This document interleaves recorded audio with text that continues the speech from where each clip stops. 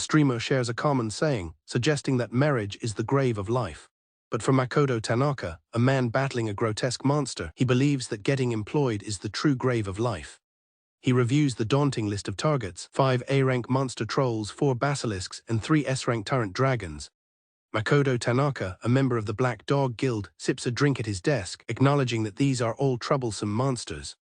Exhausted, he slumps in his chair, lamenting that he won't make it home tonight. He calculates that even if he rushes to the dungeon immediately, it will be past midnight. His watch shows it's 2:25 a.m. as he questions the last time he was actually home. Sitting alone in the empty office, surrounded by stacks of work, he lets out a deep sigh, his one desire being sleep. 10 years ago, mysterious structures known as dungeons appeared all over the world, unleashing unknown creatures upon the cities. New weapons, created with unknown technology, also emerged. This gave rise to explorers, people who braved the dungeons in search of treasure. But the path of an explorer was fraught with peril. Facing the monsters inside without proper equipment was a death sentence. However, the advent of dungeons also awakened special powers in certain talented people. These newfound abilities made them immensely stronger than ordinary people, allowing them to combat the dungeon's threats. Riding a crowded train, Makoto internally admits that he is one of the few who has awakened special powers. He overhears a couple, the boy expressing his desire to explore a dungeon, while his girlfriend reminds him it is dangerous for those who are not awakened. He sees someone watching a popular dungeon stream on a site called DTube and muses that being a streamer is now a popular thing. Makoto gets off the train, thinking that his life has been so focused on work he has never tried such things. Tapping his card at the gate, he wonders how much money streamers make. He concludes that he does not know, feeling that moments like these make him realize he is getting old. He arrives at the Shibuya Underground Dungeon, a guarded facility with an information center. The receptionist slides his Black Dog Guild pass back, informing him that his registration is complete. She wishes him good luck as he adjusts his tie, ready to proceed. He looks up with a weary expression, acknowledging that it is time to enter. He stands at the entrance, gazing into the depths of the dungeon. The vast and foreboding Shibuya Underground Dungeon, Onagawa, awaits. He suddenly stops, realizing he almost forgot something. He takes out a small, spherical device. He tosses it and it activates, hovering in the air with its lens focused on him. This is a small filming drone, which automatically sends footage to his company. He checks his phone, noting that while it can stream to a video site, he only uses it for reporting his quotas to the company. With a grimace, he selects the company's stream server as the destination. A sudden dizzy spell causes Makoto to stagger. A concerned guard asks if he is okay. Makoto brushes it off as just a bit of dizziness, but his ghastly appearance makes the guard think he looks like a corpse. He stumbles forward, the drone following closely behind. He recalls that he has not been home for 2 weeks and only managed a 2-hour nap today. Alone at the mouth of the dungeon, he questions when he last had a proper sleep. He wonders what he is even doing anymore. He works for Black Dog, a subcontractor for the government, a job he notes is not as respectable as it sounds. Their role is to take on troublesome tasks, like S-rank subjugations and material collection, that the government itself wants to avoid. Because of this, the company is perpetually buried under mountains of difficult work. Standing at the dungeon's maw, he resigns himself to his fate, knowing he will likely die from overwork but is too busy to even consider quitting. With dead eyes, he prepares to enter the dungeon once again. His vision is blurry from fatigue, but he trusts the settings on his device are fine. He is diving into the Shibuya Underground Dungeon, one of Tokyo's largest, and its depths are where he will be working today. He tightens his tie, a final preparation before the ordeal. With grim determination, he announces that work is starting now. He had no idea at the time, but this very dungeon dive would be the catalyst for a drastic change in his life.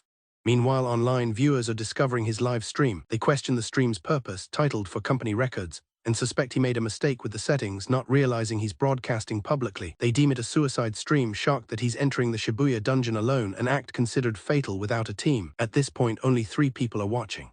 While Makoto complains about the dust, his viewers try to figure out who he is. They see the absurdly high monster quota for the day and realize how exploitative his company, Black Dog, must be. The situation is so outrageous that one viewer decides to share it on a forum. Makoto gracefully hops between treacherous ledges. The dungeon is structured in several layers, upper, middle, lower, and lowest.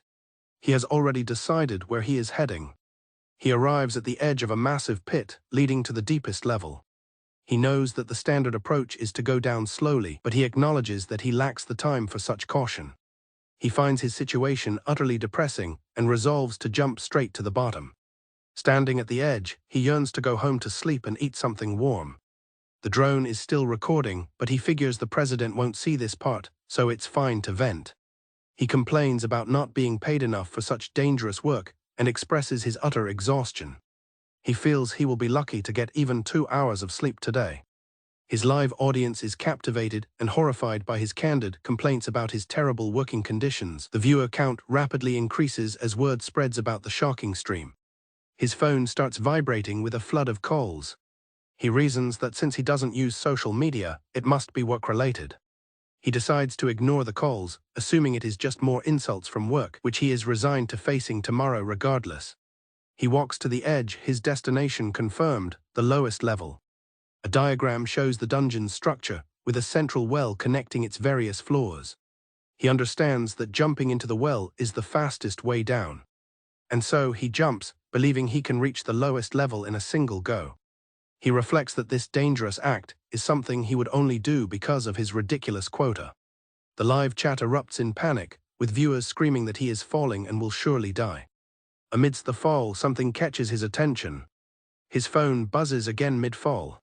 He notes that it's been ringing a lot, but figures it's nothing important. He resolves to simply ignore it. He glances at the drone, which is still faithfully following him. He accepts being filmed as part of the rules, though he is not used to it. He feels nervous just for the company records and wonders how mortifying it would be to actually stream. He admires streamers and wonders if he would get comments if he tried it. Unbeknownst to him, his stream is flooded with comments about his incredible fall, his dead expression, and the valuable footage. New viewers arriving from forums quickly get caught up on the situation. He notices his descent is nearing its end. Seeing the ground below, he determines it is time to prepare for landing. In a flash, he executes a clean strike against the monster. The viewers are in disbelief, recognizing the monster as a formidable wyvern and thinking it's all over for him. Makoto, however, calmly identifies it as a red wyvern, figuring it was just a low-level monster that thought he was food. The two halves of the wyvern slam into the ground. He catches his breath and comments that his landing was quite nice. The stream's viewers are in utter disbelief, questioning how he could have possibly slain the wyvern so quickly without even drawing his sword. Makoto, meanwhile, simply notes that his legs are numb from the high fall and that it will pass soon. An excited viewer points out that the number of people watching has surpassed 50,000. The stream is now spreading like wildfire across social media. Annoyed by his constantly buzzing phone, Makoto wonders how many more calls he is going to get. Makoto faces a new horde of monsters, readying himself for the next battle. An imposing dragon, flanked by other formidable monsters, steps forward. Now things are getting interesting. Makoto finds himself in the lowest level of the dungeon. He faces a horde of powerful monsters in what he knows is a perilous area. He identifies the trolls and minotaurs among the group. He also spots basilisks and death knights, recognizing them all as formidable foes. His weary eyes narrow as he identifies the next monster. A tyrant dragon appears, and while he dreads the thought of fighting it, he knows his quota leaves him no choice. He prepares his sword engraved with his name, Tanaka. With a look of weary resolve, he announces that it is time to work. His drone films as he rushes toward a group of trolls. A troll lets out a guttural roar. The monsters prepare to attack as Makoto closes in. He thinks back to how difficult it was to fight a troll for the first time. However, his experience now allows him to dispatch them with ease. He explains that despite their durability, trolls have a simple weakness: their necks. As he walks away from the dispatched monsters, he classifies them as one of the weaker types in the depths. The livestream chat explodes with disbelief and accusations, with viewers questioning how he could one-hit A-rank monsters and demanding to know who this Black Dog member is. Makoto sighs, annoyed by the interruptions. He complains that people are pestering him today, unaware of the true source of the notifications. He faces his next opponent, a giant basilisk. The basilisk's eye swirls, indicating the start of a special attack. Makoto is startled, realizing the danger. His viewers are in awe, identifying the creature as a basilisk, a rare monster from the lowest levels. They comment on its scary appearance and the fatal danger of its petrifying breath, which can kill instantly. The stream hits a new milestone of over 5 million viewers. The basilisk recoils from a blow. Makoto dryly observes that its breath turns victims to stone, meaning it is game over for them. The basilisk prepares to unleash its deadly breath, and Makoto knows that as a perpetual soloist, he has no companions to heal him. He resolves that he must end the fight before the creature can attack. His eyes sharpen with focus. Seizing the perfect moment, Makoto lunges forward, striking the basilisk just as it begins to unleash its petrifying attack. With a swift motion, Makoto walks past the crumbling form of the defeated basilisk. He coolly remarks that not many people know the secret to its defeat. Makoto explains the basilisk's weak spot but warns that even a slight miss would be fatal. His audience is stunned by his expertise, with viewers from overseas joining in, wondering who this incredible explorer is. The viewer count soars past 10 million. A persistent vibration catches Makoto's attention, which he remembers buzzing during his last fight. He decides to ignore it, assuming any response would just lead to insults. Suddenly, the entire dungeon begins to shake violently around him. A new, far more terrifying monster emerges from the rubble. An enormous, heavily armored dragon looms over Makoto, who prepares to face the unexpected and powerful threat. Staring down the new foe, Makoto calmly identifies it as a tyrant dragon, a proud S-rank monster. The tyrant dragon is a powerful enemy with toughness and attack power far exceeding that of a troll. It can breathe superheated air from its mouth, hot enough to melt even iron. The stream's chat explodes in panic. Viewers recognize the impossibly strong tyrant dragon, a beast that even an S-rank party might not defeat. They plead for the mysterious swordsman to flee for his life as the viewer count surges past an astonishing 50 million. The tyrant dragon lets out a deafening roar, its sheer power shaking the very ground as Makoto faces the colossal beast. Makoto calmly analyzes the threat, knowing the dragon's fiery breath is tremendously powerful and would burn him to ashes. To prevent that from happening, he prepares to draw his sword. The viewers are in disbelief, convinced he is a dead man for attempting an AI strike. They scream for him to run, reminding him that his opponent is the tyrant dragon. As if in response, the tyrant dragon unleashes a massive torrent of superheated breath. It forms a swirling vortex of destruction aimed directly at Makoto. But Makoto is already in motion, dashing forward with blinding speed and cutting straight through the heart of the fiery onslaught. He unleashes his attack. His focus is absolute as he unsheathes his blade in a single fluid motion. His slash is a brilliant arc of light that cleaves the dragon's destructive breath in two. The force of his attack continues onward, a powerful shockwave racing towards the stunned tyrant dragon. The dragon's eyes widen in disbelief as the unexpected counterattack closes in. The shockwave strikes true, slicing cleanly through the tyrant dragon's massive, armored body. The colossal creature's upper body slides off and crashes to the ground, utterly defeated. The mighty tyrant dragon is now just a vanquished foe behind him. Makoto stands serenely amidst the devastation, his blade resting by his side. His respite is short-lived, and he lets out an exhausted growl. Makoto turns to face a new wave of powerful monsters that have just appeared. With the boss monster defeated, Makoto knows the lesser creatures will lose their will to fight. He considers finishing them off but hesitates, realizing he's already met his work quota and any extra materials would just go to his company. Declaring he has no reason to continue fighting, Makoto Tanaka sheathes his sword. He looks at the remaining monsters with an exhausted expression and tells them to go, as he is letting them leave. As the remaining monsters flee, Makoto watches them disappear over the horizon. He sighs in relief, glad to have finished early and wanting only to collect the materials for his quota and go home. Reluctantly, he pulls out his phone, feeling a nagging need to double-check something. He unlocks his phone and sees the time is late. His screen is flooded with an unbelievable number of unread notifications, totaling over 9,999. Makoto yells in disbelief, shocked by the 9,999 notifications. Utterly confused, he tries to figure out what could possibly be going on. A constant pinging sound accompanies a flood of notifications from DTube, all about comments on his video. He lets out a shriek of terror. He scrolls in horror, realizing his video has been bombarded with comments. His mind races, unable to process what is happening. He frantically recalls being certain that he had set the stream to be private for his company only. To his horror, he sees the current setting is public, available to anyone. The devastating truth hits him, he missed the setting. He realizes with dread that everything he did has been streamed nationwide. He clings to a desperate hope that the stream didn't get that many views. His hope is obliterated as he stares at the view count on his phone. In utter shock, he watches the number climb past 1 million, finally settling on an unbelievable figure, over 100 million viewers. Makoto collapses, trying to rationalize the numbers based on his company's small subscriber count.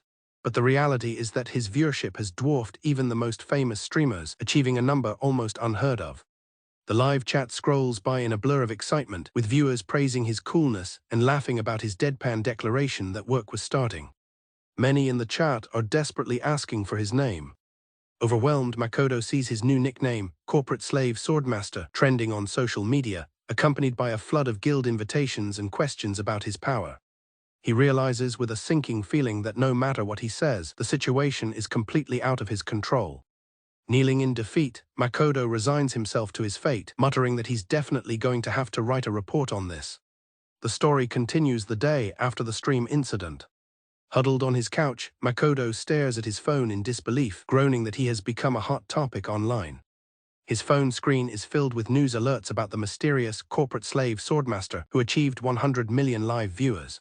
He checks another platform, Clitter, and sees his video has already surpassed 9.99 million views. The comment section on Clitter is a whirlwind of activity, with users expressing awe and trying to scout him. Completely overwhelmed by the sudden online buzz, he realizes he needs advice from someone good with the internet. He muses that while he might be crazy enough to dive into dungeons solo, he doesn't see why it's such a big deal. He reflects on his past, noting that he's always been a solo diver. Because of this, he has no frame of reference for other explorers' skills. He always knew he was strong, but never thought he was impactful enough to cause this kind of reaction. He closes his eyes, trying to pinpoint a reason for the commotion.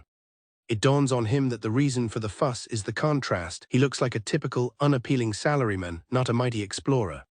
He concludes that this contrast is what's causing everyone to make a fuss. As he comes to this realization, his phone suddenly starts ringing. The unexpected ringing startles him. He lets out a shriek of surprise. He tumbles backward off the couch. Frustrated, Makoto thinks he shouldn't be getting any more notifications since he disconnected from DTube. He looks at the screen, wondering what the call could be about this time. He sees an incoming call from someone named Adachi. The call is from Adachi, one of his few friends whom he's been too busy with work to see. He suspects Adachi is calling about yesterday's stream and doesn't really want to talk about it. However, realizing Adachi is the only one he can talk to, he answers the call with a tired hello. Adachi greets him excitedly. He tells Tanaka he saw the video and found it hilarious. Makoto abruptly hangs up, leaving his friend baffled. Makoto tries to stretch and get ready for work. But his phone immediately begins to buzz again. Sighing in resignation, he picks it up. He tiredly asks what Adachi wants. Adachi calls back, amused, and promises not to tease him anymore. Exasperated, Makoto warns him not to make him hang up again. He knows he needs Adachi's wisdom, and that hanging up again would be his loss. Makoto trusts that Adachi, a social person familiar with social media, can offer a solution. Adachi compliments his strength, noting he seems to have improved. Makoto dismisses the flattery and bluntly asks what he should do. Adachi turns the question back on him, asking what Makoto himself wants to do, which gives him pause. Makoto says he wants all the circulating videos deleted, but Adachi laughs and says it's impossible. He explains that hundreds of clips of his skills have already been made and are spreading overseas. Adachi adds that he's already checked, and the videos have been translated into 5 different languages. Realizing the situation is out of his control, Makoto despairs. He gives up on deleting the videos and asks how to manage the situation, but Adachi doesn't understand. Adachi is confused why he would throw away such fame, calling it a once-in-a-lifetime chance. Makoto frantically explains that, as a salaryman, being famous will only lead to more reports from his boss. The stress gives Makoto a stomach ache, which is ironic given his stomach can handle acid that melts steel. Adachi observes that Makoto has become a complete corporate slave. He offers a startlingly simple solution. He should just quit the company, leaving Makoto speechless. Adachi observes that Makoto looks terrible, likely from being overworked by Suda, which Makoto doesn't dispute. He bitterly remembers that Suda is the president of the company he works for. Makoto reminisces about how he, Adachi, and Suda used to be close childhood friends. Makoto expresses his reluctance to quit, feeling indebted to President Suda for a past loan. Adachi dismisses his concerns, stating that he's already paid back the debt and worked hard enough. The suggestion to live for himself leaves Makoto pondering the very concept. Makoto confesses that he's been so occupied with work, he never thought about his own life. Looking at his hand, he wonders if he's truly allowed to live for himself. Adachi accurately guesses that Suda has been manipulating him with threats about his future job prospects. Adachi dismisses Suda as corrupt and encourages Makoto, telling him there are plenty of guilds that would want him. Makoto rejects the idea of freelancing, explaining that without the right qualifications, it's not a viable way to earn money. A diagram illustrates the economic system where dungeon items must be converted to Ji and then to Yen, requiring a special license. He finishes his point by stating that usually only companies, not individuals, possess these qualifications. The system, though tedious, is explained as a crucial economic safeguard. It's noted that this economic structure is probably not unique to Japan. Adachi clarifies his real suggestion is for Makoto to become a dungeon streamer. Adachi confirms his idea for Makoto to become a dungeon streamer. This path would allow him to make money without the need for a special license. Makoto remains unconvinced, questioning if he is really up to the task. Adachi vows to give his full support should Makoto decide to become a streamer. Makoto considers how Adachi, a reliable friend working in Explorer support, would be a great help. Makoto, feeling more optimistic, tells Adachi that he is counting on him. Adachi laughs, pleased by his friend's renewed spirit. However, Adachi then casually mentions that he is also leaving his job. Makoto becomes hesitant again, thinking about the heavy weight of the word unemployed. Adachi then reveals that he used to admire him. A surprised Makoto asks what he means, and Adachi clarifies he admired explorers in general.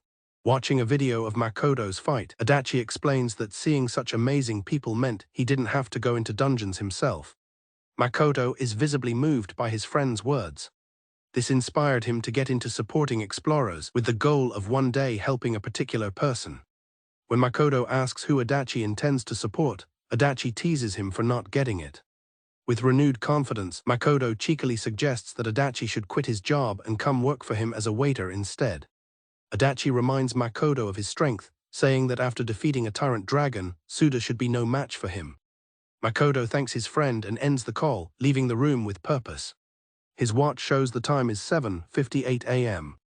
He sits down at his desk, ready for what's to come. The sound of approaching footsteps echoes through the office.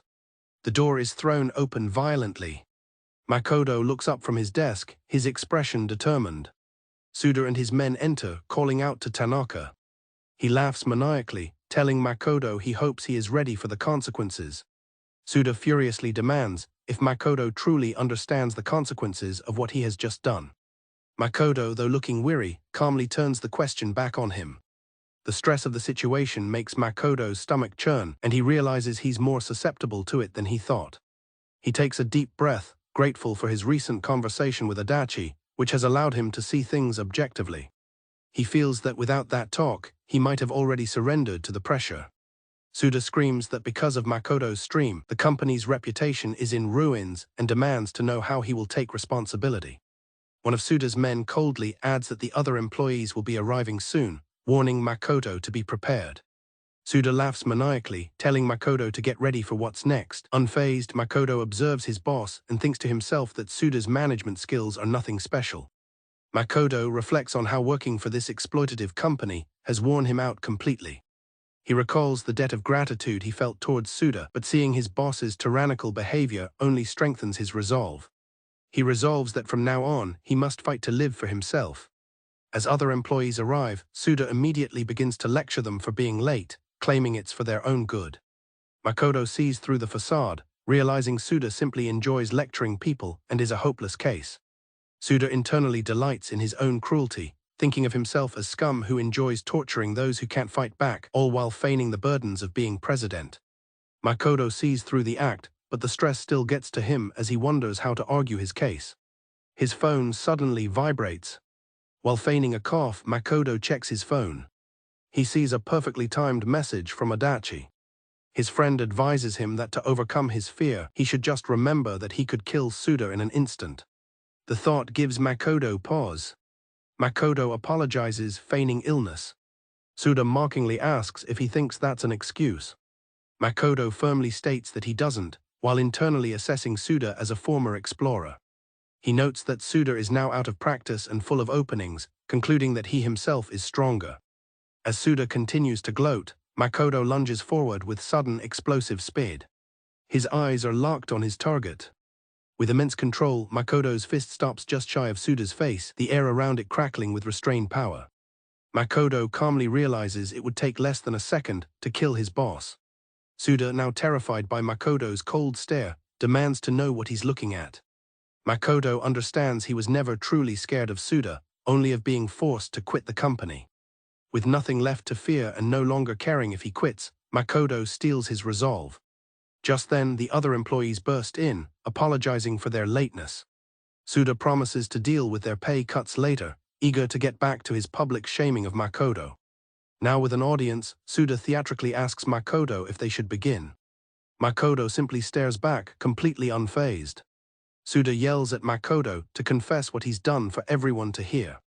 Makoto reflects on his boss Suda's usual tactic of making employees explain themselves to feel guilty, only to interrupt and control the conversation.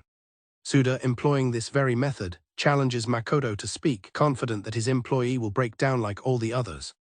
Makoto thinks to himself that on any other day, he would have been just as intimidated as everyone else. Makoto calmly faces his boss and admits his fault, stating he made a mistake with the streaming settings which leaked work details to the public. Suda's face twists into a malicious grin, believing he has his employee cornered. Suda presses his perceived advantage, yelling that what Makoto did was extremely bad. He demands to know how Makoto will compensate him for the damage. Makoto resolves that things will not go his boss's way this time. Makoto calmly states that while the Black Dog Guild is getting a bad reputation online, it's all Suda's fault and has nothing to do with him. Suda and the other employees are stunned into silence by his unexpected defiance. Enraged, Suda explodes, screaming at Makoto and demanding to know who he thinks he is. He furiously kicks a nearby object, daring Makoto to repeat his words. The other employees can only watch in shock. Unfazed, Makoto questions if Suda is even aware that his guild is a black company whose exploitative practices are now public knowledge. Suda furiously denies the accusation. He absurdly tries to justify their actions by boasting that they pay minimum wage, provide 1 day off a month, and hire the dregs other guilds reject. As Suda proudly takes credit for these policies, Makoto sarcastically suggests taking a survey on public opinion of such a company. He then points out that the number of days off is less than what the Explorer Labor Standards Act states. Makoto directly accuses Suda of embezzling salaries, asking if he really thought no one would notice as his boss trembles in anger. Suda makes a desperate, nonsensical claim that because he works for the government, he is the government. Makoto is thoroughly unimpressed, thinking his boss is a lost cause. He notes that the guild is corrupt to its core. He sees that the other employees are already mentally checking out, likely to quit soon. With Suda having admitted to numerous wrongdoings, Makoto declares that it's time to reveal the truth. Suda bellows in confusion, demanding to know what he's doing. Makoto coolly takes out his phone, telling Suda that he's known him for a long time. An image suddenly projects from the phone, replaying Suda's earlier tirade for all to see. Suda stares in disbelief and horror, demanding to know what is happening. The live stream chat explodes with activity, with viewers calling the situation a police matter. On the stream, Suda looks utterly defeated as he realizes what Makoto has done. Viewers praise Makoto's plan and declare they feel a great sense of unity, with one even thinking of quitting their own job. Makoto acknowledges the viewer's comment about his well-thought-out plan.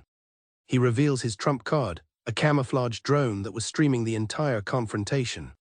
Suda groans in despair as Makoto explains that he was able to stream without being noticed. He tells the defeated Suda to give up, as the guild's channel subscribers have skyrocketed and it's time for him to pay his share. The audience online continues to praise Makoto, cheering him on. Viewers call him the star of all corporate slaves and celebrate Suda's public humiliation. They relish every moment of the boss's meltdown, with some even reporting him to the labor department. The chapter begins with a furious Suda confronting Makoto Tanaka, calling him an ingrate. He brandishes a menacing, ornate knife, his face twisted in a demonic rage, while his subordinates watch in horror. Makoto calmly identifies the weapon as a highly lethal knife from a dungeon. Ignoring the fact that he's breaking the law, Suda laughs maniacally and tells Makoto to prepare to die. Screaming Tanaka's name, Suda lunges forward to attack. The other employees recoil in terror at the sight. Makoto remains perfectly still and composed in the face of the assault. Makoto thinks to himself that Suda's attack is slow. He reflects that Suda is now corrupted and moves slower than even the weakest monsters. With a calm expression, Makoto raises his hand to intercept the blow. With a single swift chop, Makoto strikes Suda's hand, sending the knife flying. Suda cries out in agony and shock, staring at his now mangled and bleeding hands. Suda stumbles back, clutching his injured hands in agony. Makoto coldly tells Suda that he is finished. He looks down on his former boss and says that he should now know a little bit about human pain. Suda seethes, barely able to form words. Without hesitation, Makoto grabs him by the collar. His grip tightens as he prepares to deliver another devastating blow. Makoto effortlessly throws Suda, sending him careening through the office. Suda screams as he smashes through desks and scatters paperwork everywhere. The force of the throw sends Suda flying across the room, leaving a trail of destruction in his wake. The other employees can only watch in stunned silence, their faces masks of pure shock. Suda's flight ends as he crashes violently into the far wall, leaving him in a crumpled heap amidst the wreckage. Makoto adjusts his tie, letting out a sigh of relief and remarking that he feels much better. He glances at the downed Suda, hoping he'll learn his lesson from this, and notes that he went easy enough to not kill him. With that, he turns and walks away, leaving his bewildered coworkers behind. Suda struggles to his feet, cursing Tanaka for humiliating him. Makoto observes that the former explorer's spirit hasn't been broken. Fueled by mountainous pride, Suda vows that he won't be forgiven. Makoto realizes that another attack might put Suda's life at stake. Unable to fight himself, Suda turns his rage on his other employees, demanding to know what they are doing just standing there. He orders them to kill the criminal who dared to raise a hand against him. When they hesitate, he furiously calls them useless and singles one out. A young employee lets out a terrified yelp as Suda threatens to cut his pay if he doesn't stop Makoto. Suda reminds the promising new employee that a pay cut would ruin his career in the industry. Faced with this threat, the terrified young man can only agree. The coerced employee approaches Makoto, who stands waiting by the door. He apologizes, explaining that he will just try to hold him down without hurting him. Makoto nonchalantly tells him to go on. The employee prepares himself to attack. An employee lunges at Makoto, attempting to topple him by going for his legs. Makoto analyzes the attack, recognizing it as a decent move for subduing someone. However, he notes that the attacker's intentions are far too obvious, and the man declares that he's got him. Makoto deems the employee's movements slow. With a powerful counter, he slams the man into the ground. The employee is incapacitated instantly. The employee lies defeated on a desk. Makoto coldly drags him aside. Watching from a distance, the enraged Suda calls the man useless and sees that Makoto won't get away with just a pay cut. Makoto tells Suda to give up, revealing that the entire confrontation is being streamed live. Furious, Suda refuses to let his company be destroyed and calls for his enforcer to take care of Makoto. He screams for a man named Guda. A massive, imposing figure steps forward. The man Guda towers over Makoto, creating a tense standoff. Makoto internally assesses his new opponent, Guda, knowing he is unlike the last one. Guda is a strong A-rank explorer, and Suda relies on him. He is Makoto's junior, and they have explored dungeons together, so Makoto knows his capabilities. Makoto understands he won't be defeated easily. Suda screams for Guda to kill Makoto. As Makoto considers how to handle the situation, he is caught completely off guard. Guda unexpectedly congratulates him on finally quitting. Makoto is left stunned and confused. Guda elaborates, saying he always thought Makoto didn't belong in a company like this and deserved a grander stage.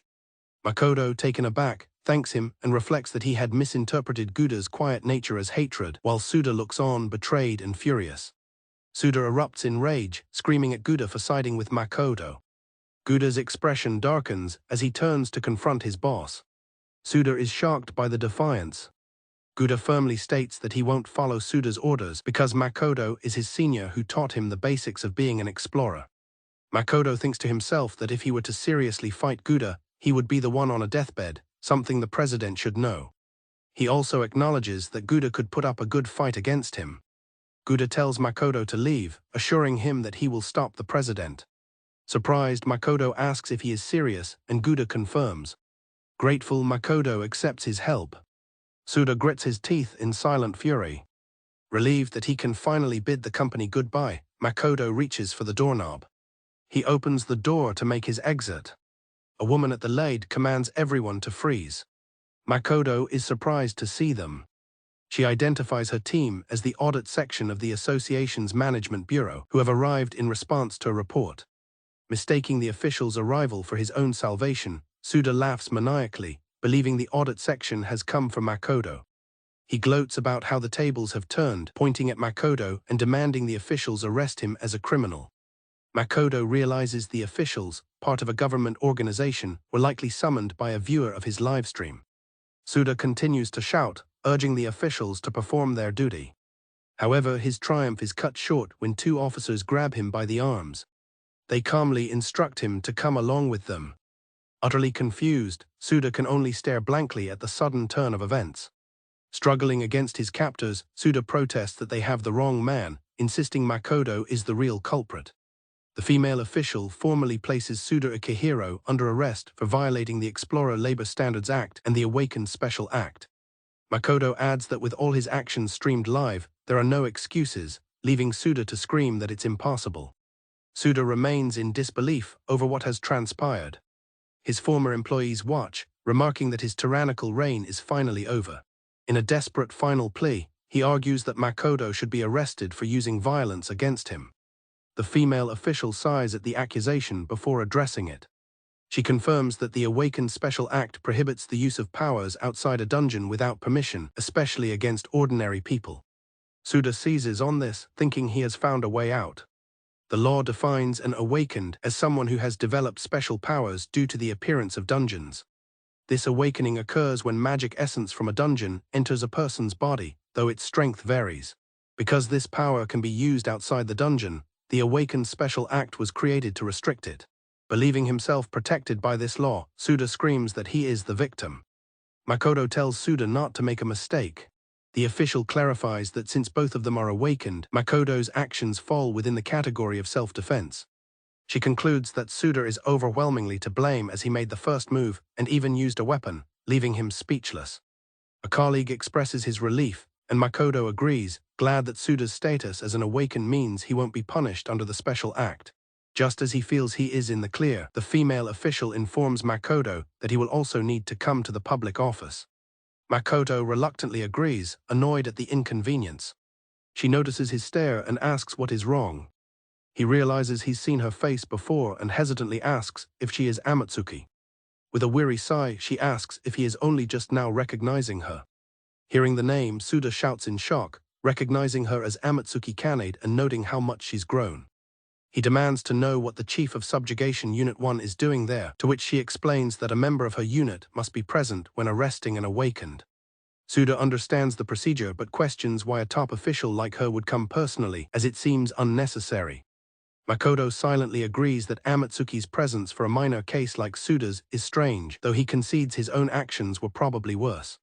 Her unit, Subjugation Unit 1, is an elite division within the Ministry of Monster Control. Makoto recalls that Amatsuki Kanade's unit is comprised of highly skilled awakened individuals. They are tasked with handling monsters that appear in the city and arresting awakened criminals. As the Chief of Subjugation Unit 1, Amatsuki is the top official in charge. He reflects on her reputation as strong, smart, and beautiful, the rising star of the Ministry of Monster Control. The fact that she's younger than him, yet holds such a high rank, proves her immense talent. Makoto remembers a time when they used to explore dungeons together, growing closer with each adventure. Makoto laments the vast gap that has grown between them. She is now an elite, while he sees himself as a mere corporate slave. He finds it hard to believe her claim that she was simply the one available. He suspects she might have come for a specific reason, though he doesn't consider it could be for him. Amatsuki glances back at Makoto with a flustered expression. He completely misinterprets her look, wondering if she hates him. Suddenly, she whirls around and orders her two subordinates to take Suda away immediately. As he's dragged away, Suda screams for them to stop, insisting he's the president. He yells at Tanaka, vowing that he won't get away with this. Suda promises that he will have his revenge one day. The commotion fades down the hallway as Suda continues to protest, his shouts met with an officer's command to be quiet. Makoto sighs, thinking that his old boss is full of energy to the very end and that the trouble surrounding his resignation is finally over. Just then, Amatsuki addresses him as Makoto, stating that she needs to hear his side of the story. Amatsuki tells him he will be voluntarily accompanying her. Before she can protest, he suddenly crashes through the office window. Exhausted, Makoto asks if they can do it later, explaining that he hasn't slept properly in weeks and is at his limit. The sudden escape leaves Amatsuki stunned. As he escapes, Makoto leaves behind a business card for Black Dog. He tells her to contact the number on the card before disappearing out the window.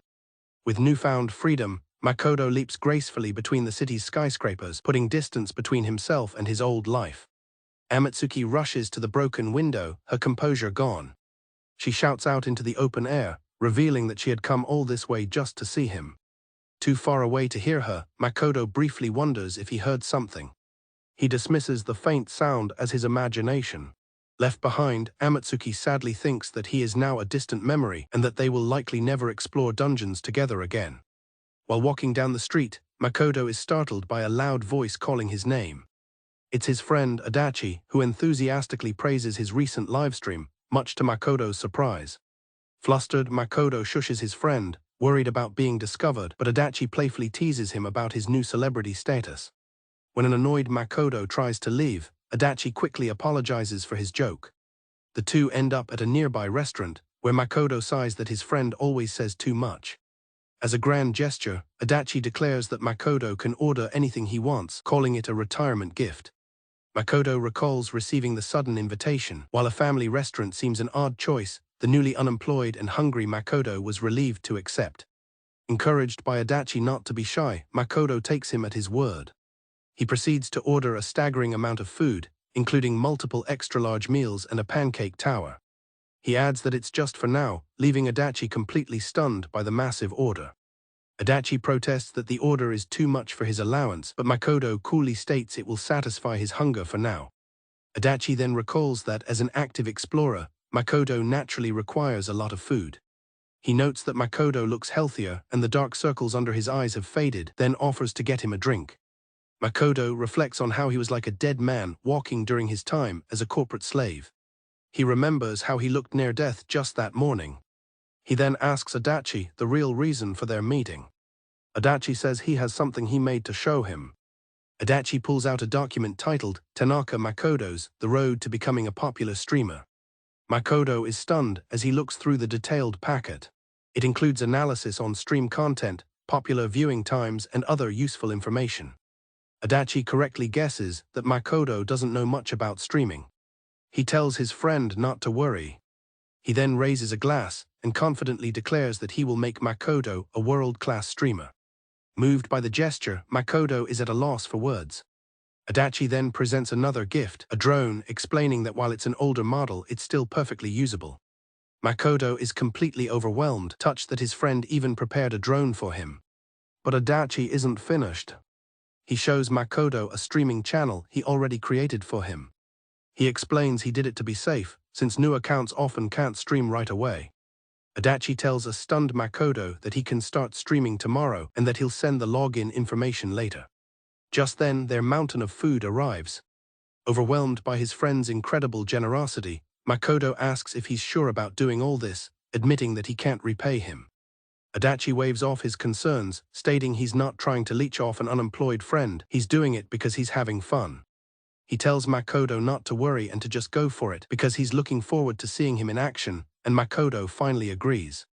Makoto gratefully accepts the cutlery and begins to eat. As he digs in, Adachi brings up the topic of his future, asking if he's interested in joining another guild since he was recruited during his stream. Makoto tells Adachi he'll try being a free agent for now to test himself, admitting he enjoyed the support from comments during his stream. Adachi is fine with the decision but notes the time. Makoto then gets up to leave, explaining he needs to visit the Association Management Bureau. Hearing this, Adachi asks if Kane-chan will be there and says he might join as well. Adachi recalls that he, Amatsuki, and Adachi have known each other for a long time. He also recalls Suda and how Amatsuki mercilessly restrained him. He remembers seeing her on stream recently, thinking she had grown into a beauty, and that the comments from viewers were also very excited. Continuing his thoughts, Adachi notes that fans have started calling Amatsuki the icy Bayonetta. He found it amusing to see comments from viewers who wanted to be insulted by her, concluding that she is amazing. Makoto acknowledges that Kanade has grown up well, but worries that she'd be disappointed to see him in his current state. He tells Adachi that he's fine with Amatsuki not being at the upcoming interrogation, as he's sure she wouldn't want to see him like this. Adachi tries to reassure him, reminding him how close they used to be, even using nicknames, but Makoto firmly insists that it's fine. With newfound resolve, Makoto declares that while he knows he's a failure now, he'll do his best so that Kanade can see him in a new light. Watching him, Adachi sighs and mutters that he feels sorry for Kanade's difficult future. When Makoto asks what he's talking about, Adachi dismisses it. Makoto then announces he'll read the materials and start streaming tomorrow. Adachi gives Makoto an encouraging thumbs up, promising to watch his stream while he works. Makoto smiles confidently and thanks his friend once more. He arrives at Nishi Shinjuku Station, following the sign for the Nishi Shinjuku Cliff Dungeon. Makoto loosens his tie, commenting on how scorching hot it is. Makoto feels happy, relishing the freedom to set his own schedule and avoid crowded trains. Pumped up, he declares he's ready to begin. He descends the stairs into the Nishi Shinjuku Cliff Dungeon. Makoto remarks that even though it's been a while, the sight is still as amazing as ever. He stands at the entrance, taking in the view of the vast dungeon. The Nishi Shinjuku Cliff Dungeon is a massive chasm cutting deep into the earth. This dungeon, born from a giant crack in the earth, has only been explored up to its middle levels. Recalling Adachi's advice about the fickle nature of trends, Makoto decides to stick to the middle levels for now to build his audience steadily. He checks his drone and prepares to proceed. Makoto finishes his preparations, synchronizing his drone to his smartphone and linking it to his DTube account. With a click, he posts an announcement on social media. To his astonishment, his phone is immediately flooded with notifications. He's shocked by the speed of the response, wondering how so many people are seeing it when they should be at work. The number of reposts climbs past 1,000 in an instant. Makoto is stunned as messages pour in from eager fans, welcoming the corporate slave Swordmaster and expressing their anticipation for the stream. The sheer number of people watching from behind the camera makes Makoto nervous. However, he quickly remembers that it's because of their support that he was able to leave his oppressive company. Feeling a surge of gratitude, he resolves to get serious and repay their faith in him. Facing the camera, Makoto greets his viewers and introduces himself as Tanaka Makoto, an explorer who formerly belonged to the Black Dog Guild. He thanks them for tuning in, as the live chat immediately erupts with excitement. The chat is a flurry of activity, with viewers affectionately calling him Corporslave Swordmaster and asking if he's eaten breakfast, showing a mix of humor and genuine concern. Makoto reflects that while most DTubers have a bright and lively persona, he's more comfortable with his polite, working-class approach.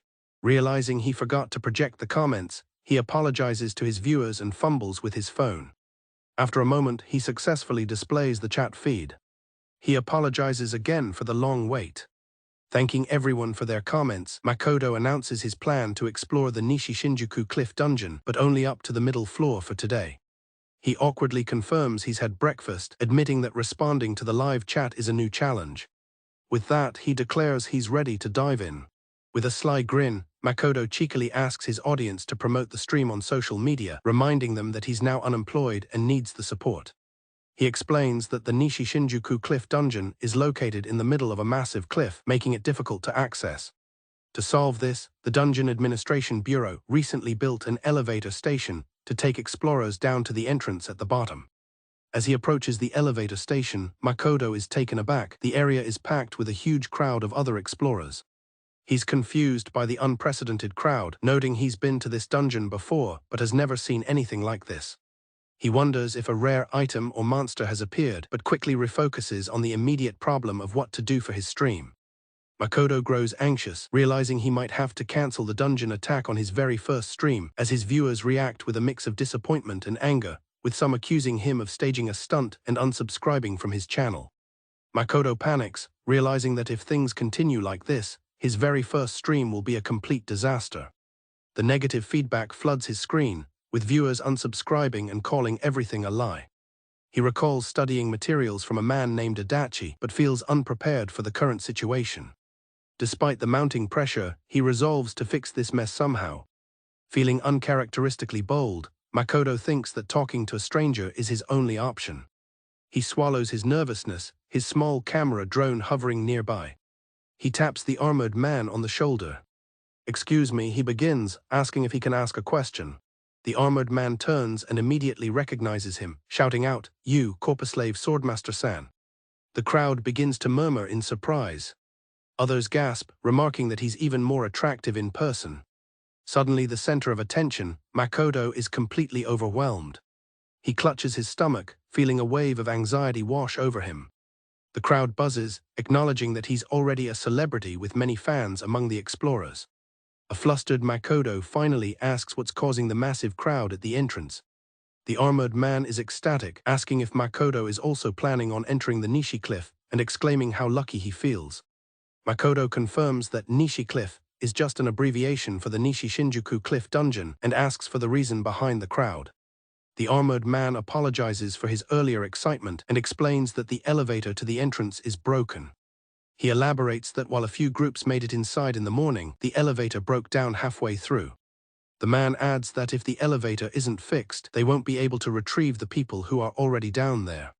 Makoto finally understands the severity of the situation. His viewers are growing impatient, with many suggesting he should just go to a different dungeon. Worried that his subscriber count will plummet if he delays any longer, Makoto panics. He suddenly remembers that Adachi included a solution for unexpected problems in the documents he provided. Frantically pulling out his phone, he finds the note he saved, "Solve it by force like you did when you were a corporate slave." Inside the reception building, the staff confirm they have no contact with the 18 people trapped inside the dungeon. Makoto confidently walks up to the reception desk. He places his ID down, announcing that he's entering the dungeon and needs to be checked in. The receptionist looks up and gasps in shock, recognizing him. The starstruck receptionist admits she's a fan who has watched all his VODs, which makes things tough for Makoto. He awkwardly asks about his check-in. She apologetically informs him that it's impossible to enter the dungeon at the moment. Makoto calmly insists, telling her it's okay and to please check him in anyway. To enter a dungeon, one must submit an application to the Dungeon Administration Bureau staff. This is a process guilds usually handle for their members. However, as a freelancer, Makoto gets no special treatment. The receptionist reluctantly completes the check-in. His application is approved, and she hands back his ID. After checking in, Makoto walks away from the reception building. He approaches the edge of the chasm, peering down into the dark abyss where the dungeon entrance lies. Makoto remains resolute, deciding to follow Adachi's advice and enter the dungeon the usual way. His drone companion panics, screaming that the drop is far too deep, and he will certainly die if he falls. His viewers watch in disbelief, with some mocking him and assuming that even the famous swordmaster has found the task impossible.